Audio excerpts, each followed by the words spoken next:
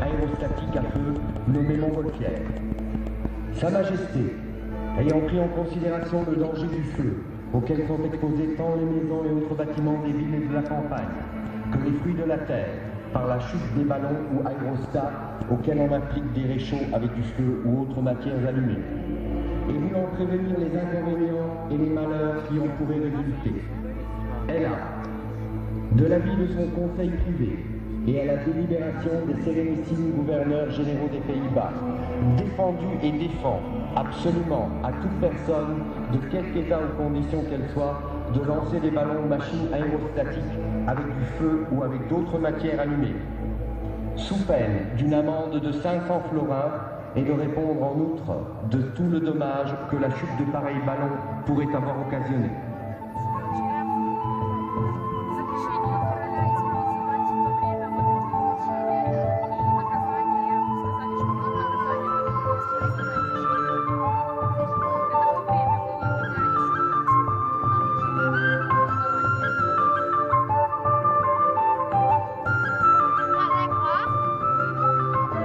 Si en France on situe la date de naissance des ballons en 1783, au Luxembourg il faudra attendre 1822 avant d'en trouver la trace, bien qu'un édit impérial du 26 mai 1786 démontre que l'on s'était déjà penché sur la question.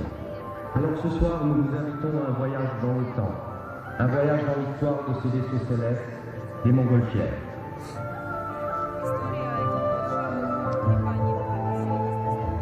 Bienvenue dans notre nacelle nocturne pour découvrir ensemble l'histoire des ballons au Luxembourg.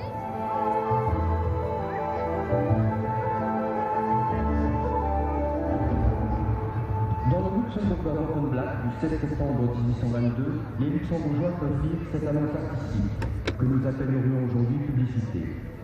Nous soussignés professeurs de physique amusante, artistes mécaniques et mathématiques, ayant été reçus dans toutes les villes d'Europe sous des tonnerres d'applaudissements, tient à porter à la connaissance du public qu'il donnera demain, dimanche le 8 septembre, sa dernière représentation, à la fin de laquelle il laissera s'élever deux grands ballons.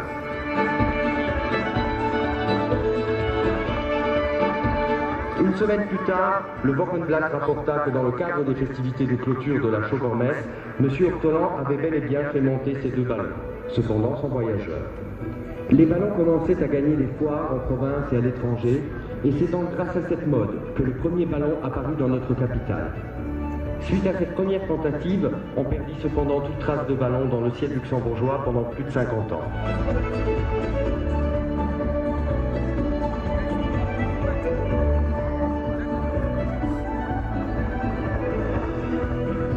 Nous sommes en 1875, très exactement le 7 octobre.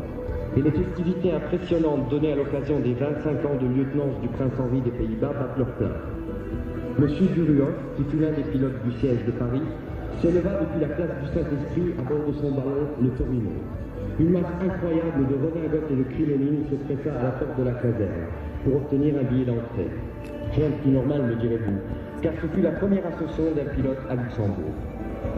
Un chroniqueur de l'époque nous apprend que le gonflement du ballon s'était fait dans les meilleures conditions et qu'à 4 heures précises, le ballon s'éleva dans les airs et plana lentement au-dessus des spectateurs. Monsieur Duruoff déroula alors une banderole aux couleurs nationales, salua et partit pour son voyage vers l'inconnu. L'inconnu, dans ce cas précis, était en fait les environs de Sarrebourg, où l'homme hardi, dont son ballon, ainsi que l'avait baptisé le Luxembourger Wort, atterrit à 5h10, transi de froid.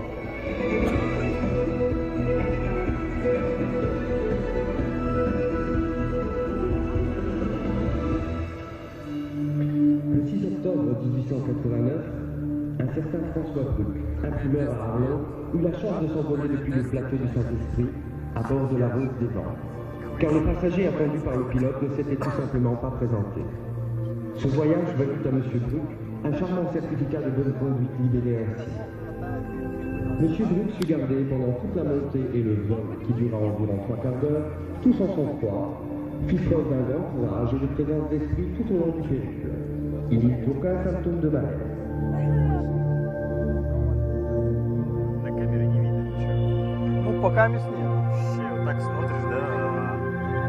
Vers 1895, la Villa Louvigny était une taverne champêtre, très prisée de la population, et elle devint le centre d'intérêt de nouvelles manifestations aérostatiques. Venant de Cologne, le capitaine Ferrel et Miss Polly y étaient descendus, réjouissant la foule par de multiples ascensions, permettant aux luxembourgeois soit de partir dans les airs, soit de se livrer à un tout nouveau sport qui consistait à suivre le ballon en bicyclette jusqu'à son point d'atterrissage. On annonçait déjà la prochaine ascension d'une montgolfière pilotée par une jeune Française, dont l'histoire ne donne pas le nom, mais qui, hélas, devait mourir quelque temps après dans l'incendie de son ballon.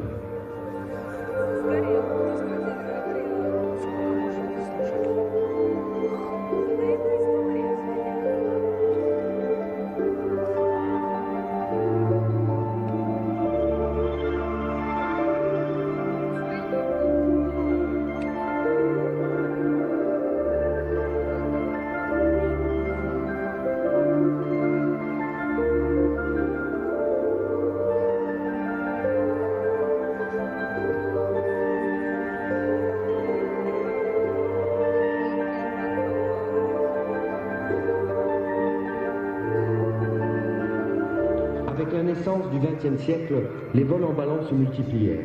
Et ce qui avait été au siècle dernier l'apanage de quelques excentriques qui amusaient la foule, devenait maintenant le dernier cri dans les grandes manifestations publiques, le grand chic. À Esch-sur-Alzette, le 20 août 1906, on célébrait le titre de ville, qui lui avait été décerné le 29 mai précédent. Et à cette occasion, une demoiselle Paulus s'éleva au-dessus des toits de la nouvelle ville dans un ballon sans nacelle. Cette Amazone des airs se tenait debout sur un aigle et, inutile de vous dire, le public échois était fasciné. On récupéra la courageuse Allemande près de Soufchen et on la ramena à Esch avec les honneurs dus à une célébrité de cette époque, c'est-à-dire en automobile.